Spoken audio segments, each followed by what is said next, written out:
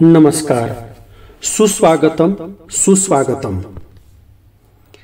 सतीश शिर्के या यूट्यूब चॅनलवरती आपलं सहर्ष स्वागत करण्यात येत आहे. आपण माझ्या चॅनलला नवीन असाल तर चॅनल लाईक करा, सबस्क्राईब करा आणि बेल आयकॉनचं बटन सुद्धा दाबा. आणि हो, कॉमेंटमध्ये एक छान कॉमेंट्स करा जेणेकरून आम्हाला असेच चांगले नवनवीन व्हिडिओ तयार करण्यासाठी त्या ठिकाणी पाठबळ मिळेल. भाषणाची सुरुवात कशा पद्धतीने करावी, भाषणाचा प्रारंभ कसा करावा, हा प्रश्न अनेक वक्त्यांना त्या ठिकाणी पडत असतो. एकदा भाषणाचा प्रारंभ चांगला झाला, सुरुवात चांगली झाली की अर्धी लढाई तुम्ही सुरुवातीला जिंकली असं समजायला काही हरकत नाही. पहिल्या 1-2 मिनिटामध्येच जर तुमच्या वाकचातुर्यानं तुम्ही त्या ठिकाणी श्रोत्यांच्या काळजाचा ठाव घेतला, त्यांना चित्त त्यांचं वेधलं, आकर्षून जर घेतलं, तर सुरुवात ऐकल्यानंतर त्या श्रोत्यांना असं वाटेल की या भाषणाचा शेवट सुद्धा ऐकला पाहिजे. आज आपण पाहतो की जर सुरुवात चांगली झाली नाही की लोकांना वेळ नाही, लगेच मोबाईल काढणार आणि मोबाईलमध्ये पाहत बसणार. मोबाईल काढू नये, तुमचं भाषणच त्यांनी शेवटपर्यंत ऐकावं. यासाठी तुमचा प्रारंभ, सुरुवात ही अत्यंत आकर्षक असणं गरजेचं आहे. त्या बाबतीमध्ये काही टिप्स या व्हिडिओच्या माध्यमातून मी देणार आहे. मला खात्री आहे की भाषणाचा प्रारंभ कशा पद्धतीने करावं याचे प्रकार सांगणार आहे. ते ऐकल्यानंतर आणि ते आत्मसात केल्यानंतर तुम्ही सुद्धा भाषणाची सुरुवात अतिशय आत्मविश्वासपूर्ण, धडाकेबाज, त्या ठिकाणी आकर्षक पद्धतीने कराल आणि तुम्ही सभा जिंकल्याशिवाय त्या ठिकाणी राहणार नाही. या व्हिडिओच्या माध्यमातून त्याचे प्रकार मी आपल्याला सांगणार आहे. सुरुवातीला फक्त प्रकारांची काही त्या ठिकाणी थोडक्यात माहिती सांगणार आहे, कारण व्हिडिओ मोठा करून चालणार नाही. नंतर स्वतंत्र प्रकाराचे त्या ठिकाणी उदाहरणं मी तुम्हाला देणार आहे. भाषणाच्या संदर्भात अनेक व्हिडिओ त्या ठिकाणी माझ्या चॅनलवरती आहेत, ते सुद्धा तुम्ही पहा आणि चला सभा जिंकूया हे मी तुम्हाला सांगतो. भाषणाची सुरुवात अगदी स्टेजवर गेल्यानंतर पाहू असं जर म्हटलं तर कदाचित तुमचं भाषण त्या ठिकाणीच पडणं जाण्याची शक्यता आहे. म्हणून प्रत्येक भाषणाचा प्रारंभ करण्यापूर्वी त्यावरती चिंतन करणं, त्याची पूर्वतयारी करणं हे नवोदित वक्त्यांसाठी नव्हे सर्वांच्यासाठी त्या ठिकाणी अत्यंत आवश्यक असते. यासाठी तुम्हाला काही प्रकार मी सांगण्यापूर्वी या ठिकाणी सांगेन की जेव्हा प्रत्येक भाषणाची सुरुवात ही वेगळ्या पद्धतीने करावी लागेल. कायम एकच प्रकार तुम्हाला त्या ठिकाणी आत्मसात करता येणार नाही. भाषणाचा विषय कोणता आहे त्यावरती सुरुवात अवलंबून असेल.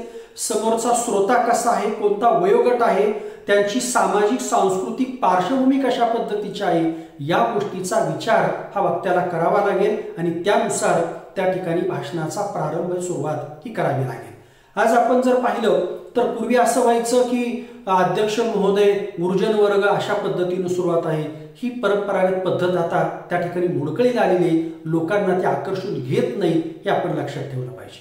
आज महाराष्ट्रामध्ये पूर्वीच्या काळापासून जे वक्ते होऊन गेलेले आहेत त्या वक्त्यांची अशी भाषणाची सुरुवात ही ठराविक शब्दांनी त्या ठिकाणी असायची आणि त्यामुळं ते त्या ठिकाणी सभागृहाचं लक्ष वेधून घ्यायचे. उदाहरणार्थ आपण जर पाहिलं तर ज्यावेळेस स्वामी विवेकानंद अमेरिकेमध्ये गेले, शिकागो धर्म परिषदेमध्ये त्यांचं भाषण सुरू झालं, तत्पूर्वी अशा पद्धतीची प्रथा होती की अमेरिकेमध्ये वेगळ्या पद्धतीने त्या ठिकाणी बोललं जायचं. स्वामी विवेकानंद त्या ठिकाणी सुरुवातीलाच म्हटले, माय ब्रदर अँड सिस्टर, माझ्या बंधू भगिनींनो. हे वाक्य कानावरती पडताच त्या धर्म परिषदेत टाळ्यांचा प्रचंड कडकडाट झाला आणि स्वामी विवेकानंदांनी त्या ठिकाणी आपलं भाषणाच्या प्रभुत्वानं लक्ष त्या ठिकाणी खेचून घेतलं. अशा पद्धतीची सुरुवात ही आपली असली पाहिजे. त्यानंतर पूर्वी आचार्य अत्रे जर पाहिलं तर आचार्य अत्र्यांची भाषणाची सुरुवात अशी असायची, सभ्य स्त्री पुरुष. एकदा असंच झालं, ते भाषण करायला गेले आणि सभ्य स्त्री पुरुष असं म्हटल्यानंतर श्रोते वर्गातून एक आवाज आला, हो असा शब्द आला. सभ्य स्त्री पुरुष हो, तो म्हटला हो. अत्रे हजर जबाबी होते, त्या ठिकाणी म्हणले तुम्हाला नाही हो, आणि त्या ठिकाणी टाळ्यांचा कडकडाट झाला आणि प्रेक्षकांचं लक्ष त्यांनी वेधून घेतलं. बाळासाहेब ठाकरेंची सुद्धा भाषणाची एक विशिष्ट शैली होती की भाषणाची सुरुवात करत असताना ते म्हणायचं, माझ्या तमाम हिंदू बांधवांनो, भगिनींनो आणि मातांनो. हे शब्द ऐकताच प्रचंड टाळ्यांचा कडकडाट व्हायचा. अशा पद्धतीची खास शैली काही वक्त्यांनी निर्माण केली होती आणि ती शैलीमुळे ते वक्ते त्या ठिकाणी ओळखले जायचे. भाषणाची सुरुवात करण्यामध्ये ज्या प्रकार आहेत, सर्वाधिक लोकप्रिय प्रकार जर कोणता असेल तो म्हणजे महामानवांना वंदन करून भाषणाचा प्रारंभ जर केला तर तुमचं भाषण लक्षवेधक होतं. आता महामानवाला वंदन करणं म्हणजे प्रतिमेच्या पाया पडणं नव्हे, तर शब्दांच्या फुलांनी त्या ठिकाणी महामानवांना वंदन केलं पाहिजे. उदाहरणार्थ जर घेतलं तर आपल्याला सांगता येईल महाराष्ट्राचं दैवत, हिंद विश्वराज्याचे संस्थापक छत्रपती शिवाजी महाराज, स्वराज्य रक्षक संभाजी महाराज, त्यानंतर न्यायदेवता पुण्यश्लोक अहिल्याबाई होळकर, त्यानंतर आरक्षणाचे जनक राजर्षी शाहू महाराज, शिक्षणाचा प्रसार करणारे क्रांतिज्योती सावित्रीबाई फुले आणि महात्मा ज्योतिबा फुले यांच्या पवित्र आणि प्रेरक स्तुतीला मी प्रथमतः अभिवादन करतो, वंदन करतो. अशा पद्धतीनं तुम्ही सुरुवात करून काय करू शकता, भाषणाला प्रारंभ करू शकता आणि हा प्रकार अतिशय लोकप्रिय त्या ठिकाणी आहे.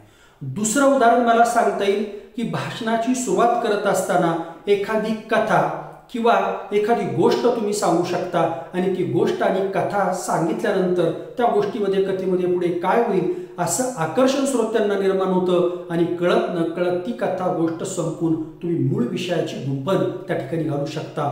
हा प्रकार सुद्धा अत्यंत त्या ठिकाणी महत्त्वाचा आहे. राजकीय व्यासपीठ असेल आणि राजकीय व्यासपीठावरती भाषणाची सुरुवात जर करायची असेल तर त्या ठिकाणी मात्र राजकीय भाषणाची सुरुवात करत असताना तुम्हाला व्यासपीठावरती बसलेल्या जे मान्यवर असतील, पहिल्या रांगेमध्ये, दुसऱ्या रांगेमध्ये, त्यांचा नामोल्लेख करून त्या ठिकाणी भाषणाची सुरुवात करणं हे अत्यंत गरजेचं आहे.